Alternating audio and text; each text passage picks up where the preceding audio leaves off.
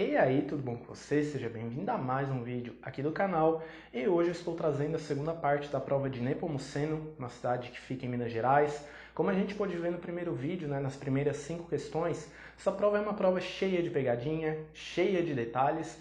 Isso não muda muito para a segunda parte, tá, pessoal? Mas então, nesse vídeo aqui, a gente vai estar resolvendo as últimas 5 questões dessa prova.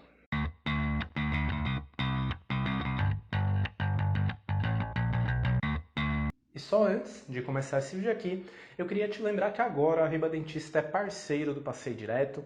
Passei Direto é a maior rede de estudos do Brasil, tem mais de 18 milhões de estudantes. E agora eu estou produzindo conteúdos exclusivos lá para o Passei Direto e seria muito legal ter você estudando comigo por lá também.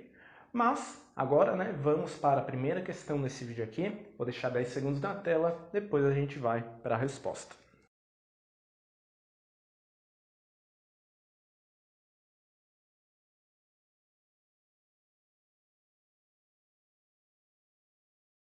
Bom, então essa questão ela fala sobre técnica de Clarke. Técnica de Clarke que nada mais é, pessoal, do que a técnica da dissociação radiográfica. Então, essa técnica ela é muito utilizada para a gente conseguir observar as raízes palatinas ou linguais dos dentes multirradiculares, né? Então, por exemplo, eu estou fazendo ali uma endo de um molar ou do premolar superior, eu não consigo ver a raiz palatal desses dentes, né, para fazer odontometria. Então, a técnica da dissociação radiográfica permite que eu tenha essa visualização. E, além disso, a técnica de Clarke também é muito utilizada para a localização de dentes inclusos, cistos, tumores e até corpos estranhos, porque essa técnica ela consegue também mostrar para a gente, se alguma dessas estruturas ela está ou pela vestibular ou pela palatina. E um detalhe muito importante é que a técnica de Clarke ela funciona a partir de uma alteração na angulação horizontal da radiografia. Então, quando a gente muda a angulação horizontal de uma radiografia, a gente vai mudar a sobreposição entre as estruturas que a gente tem no raio-x. Por isso que a gente às vezes consegue ver algumas coisas diferentes aí quando a gente usa essa técnica. Mas mudanças na angulação vertical, elas vão trazer alterações para o tamanho do objeto. Então, se eu estiver radiografando um dente e eu errar na angulação vertical, esse dente na radiografia vai estar mais encurtado ou mais alongado. Então, anote aí no seu material, tá? A técnica de Clarke é simplesmente uma alteração na angulação horizontal e não na vertical, porque tem muita prova de concurso que cobra isso. Mas essa alteração de angulação horizontal, ela pode vir a partir de uma dissociação mésio ou disto radial. E o objeto que tiver ou pela palatina ou pela lingual vai se mover para o mesmo lado da nossa dissociação, enquanto o objeto que estiver pela vestibular vai se mover para o lado oposto da nossa dissociação. Mas então, a resposta para essa questão aqui vai ser a letra E. O objeto que estiver mais distante do observador vai ser aquele posicionado pela palatina ou pela lingual. O objeto que estiver mais próximo do observador vai ser aquele posicionado pela vestibular. E agora a gente vai para a segunda questão deste vídeo aqui.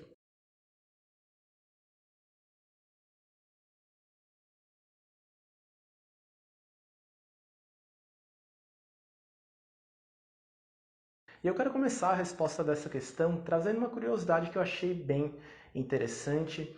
Então, uma das principais fontes de radiação a qual a gente está exposto é a radiação de fundo, tá? Que nada mais é do que a radiação da natureza. E cerca de 73% dessa radiação de fundo é proveniente do randônio, um gás que é liberado pelo solo.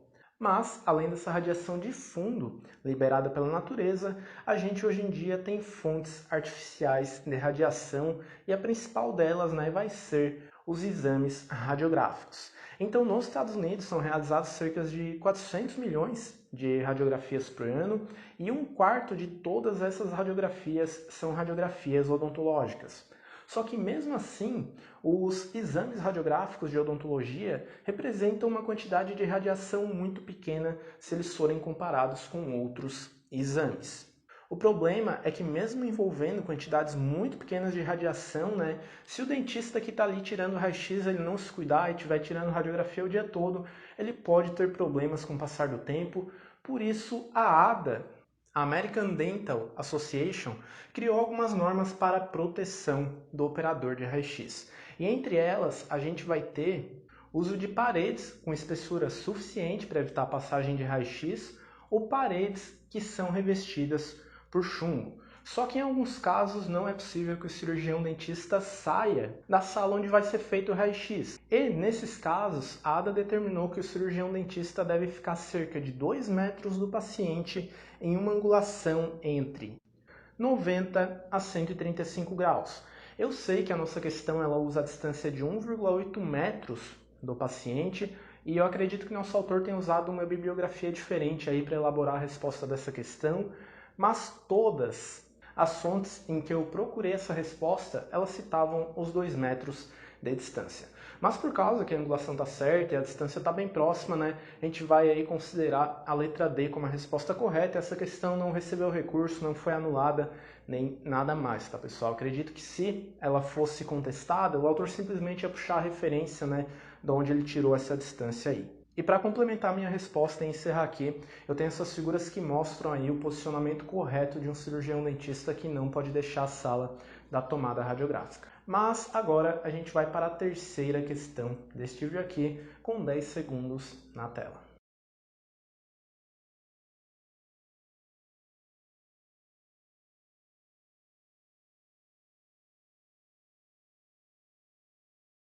A nossa terceira questão, ela fala sobre as 6 chaves da oclusão normal que foram elaboradas por Andrews no ano de 1972. Então, essas 6 características são características que devem estar presentes em uma oclusão considerada normal e saudável, tá, pessoal? Então, o Andrews elaborou isso aí com o objetivo de meio que padronizar os resultados, né, que os dentistas deveriam obter com seus tratamentos ortodônticos.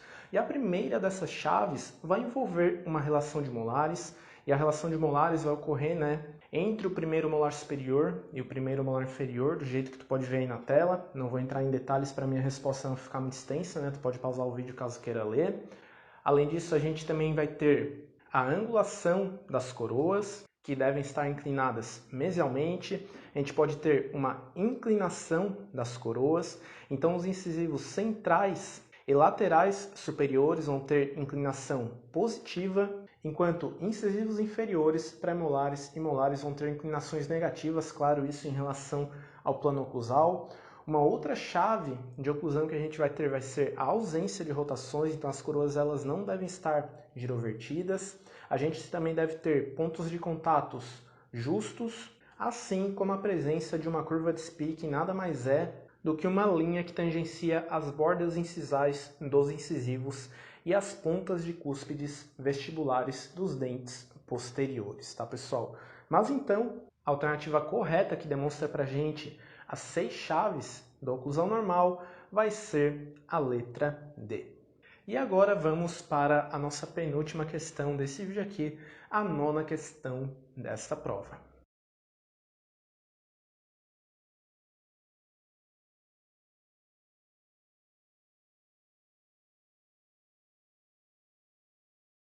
A questão número 9 dessa prova fala sobre hábitos parafuncionais e o enunciado da questão cita alguns desses hábitos.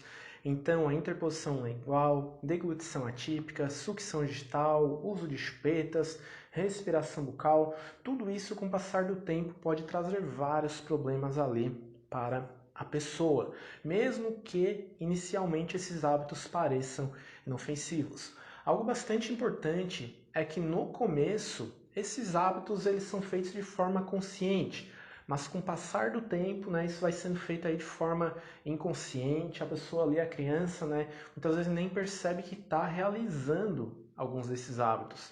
E depois para retirar, né, para impedir que a criança, por exemplo, chupe o dedo, uma chupeta, isso se torna algo bastante complicado, porque a retirada do hábito deve ser feita de forma gradual. Mas então, os 2 principais hábitos parafuncionais que a gente vai ter e que são mencionados no nosso enunciado, né, vão ser a sucção digital e o uso da chupeta. Como você pode ver na tela, né, a sucção digital, principalmente, ela vai causar uma protrusão dentária dos dentes superiores e uma retrusão dentoalveolar, porque a sucção digital vai prejudicar o crescimento da mandíbula.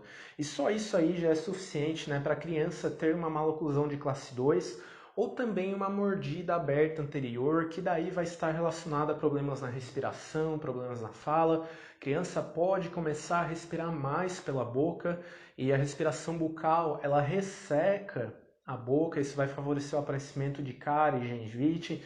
Então é tudo uma cascata e tudo está relacionado, pessoal, é legal você ter isso em mente, tá? Além disso, outros problemas também vão estar mencionados ali na letra D, a nossa resposta, como a mordida cruzada, a alteração da erupção de alguns dentes e a giroversão dental. Esses daí também vão ser problemas bastante prevalentes, tá? Então, resposta para esta penúltima questão, letra D. Eu não vou me estender muito aqui nessa resposta, senão dá pra gente escrever um livro, né? Se eu for falar de cada um dos hábitos aí.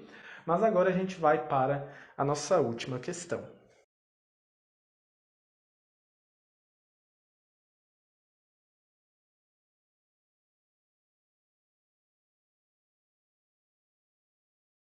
A nossa última questão, ela fala sobre o carcinoma espinocelular. Como eu já falei em outros vídeos, se eu fosse escolher 3 patologias bucais para estudar, né, para um concurso público, escolheria o ameloblastoma, cisto dentígeno e o carcinoma espinocelular, né, porque são as 3 patologias mais cobradas nas provas. Então aqui para minha resposta eu vou trazer um resumão sobre o carcinoma espinocelular. Carcinoma espinocelular que representa 94% de todos os casos de câncer de boca. Então, quando a gente tem um câncer de boca, né, é muito provável que esta lesão seja um carcinoma espinocelular. E os cânceres de boca, pessoal, eles representam cerca de 3% de todos os cânceres, né, dos Estados Unidos, e ele vai ser o 8º câncer mais prevalente em homens e o 15º tipo de câncer mais prevalente em mulheres. Então, dados importantes aí para você compreender a importância do estudo desta lesão. Então, o carcinoma oral de células escamosas vai ser mais comum em homens idosos, porque esse tipo de paciente eles têm um contato maior com os fatores etiológicos.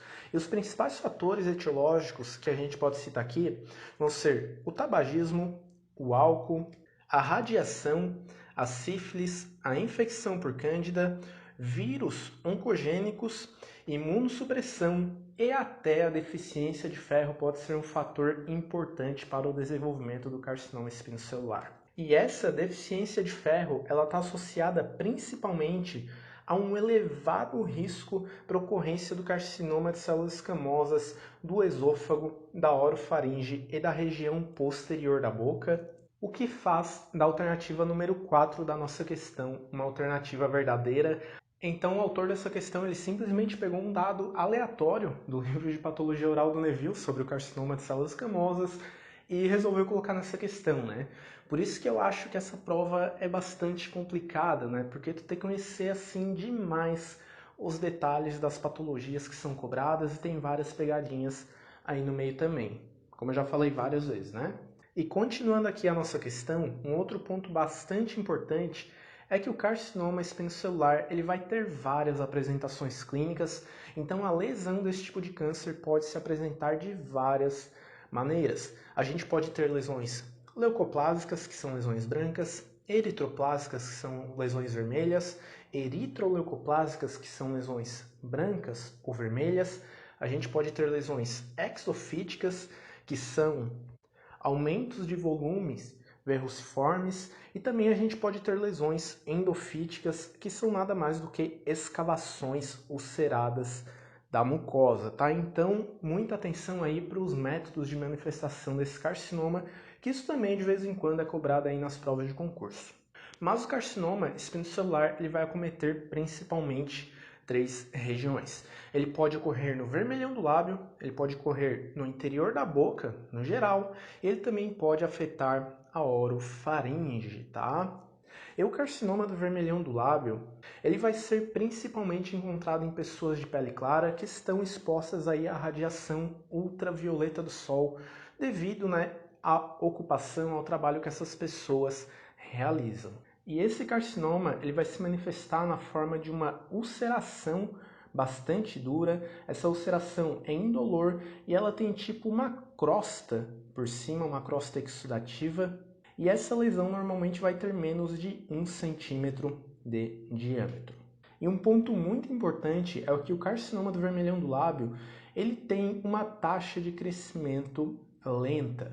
E por isso, a metástase é um evento bastante tardio e menos de 2% dos pacientes vão ter metástases causadas por esse tipo de carcinoma e por isso a sobrevida desta condição ela não é baixa, como fala a nossa terceira alternativa. E quando o carcinoma espinocelular ocorrer na boca, o local mais afetado vai ser a língua, principalmente a borda lateral ou ventre lingual. A língua que também é o local mais acometido por este câncer em pacientes jovens, tá? Então isso aí é mais uma informação bastante importante, mas outros locais aí de acometimento pelo carcinoma espinocelular vão ser o assoalho de boca, o palato mole, a gengiva, a mucosa jugal, a mucosa labial e também o palato duro. Então, só isso que eu falei agora há pouco, né, já é suficiente para a gente considerar a nossa alternativa número 1 como uma alternativa falsa. O sítio mais comum acometido por este carcinoma é a língua, e daí sim, né, vai ser o local de maior acometimento em pacientes jovens. E por isso a resposta para a nossa última questão, assim como a questão 8 e 9, também vai ser a letra D. Mas então, por hoje era isso. Muito obrigado a você que ficou estudando junto comigo até o final desse vídeo. Qualquer dúvida é só deixar nos comentários. Eu te vejo na próxima. Até mais!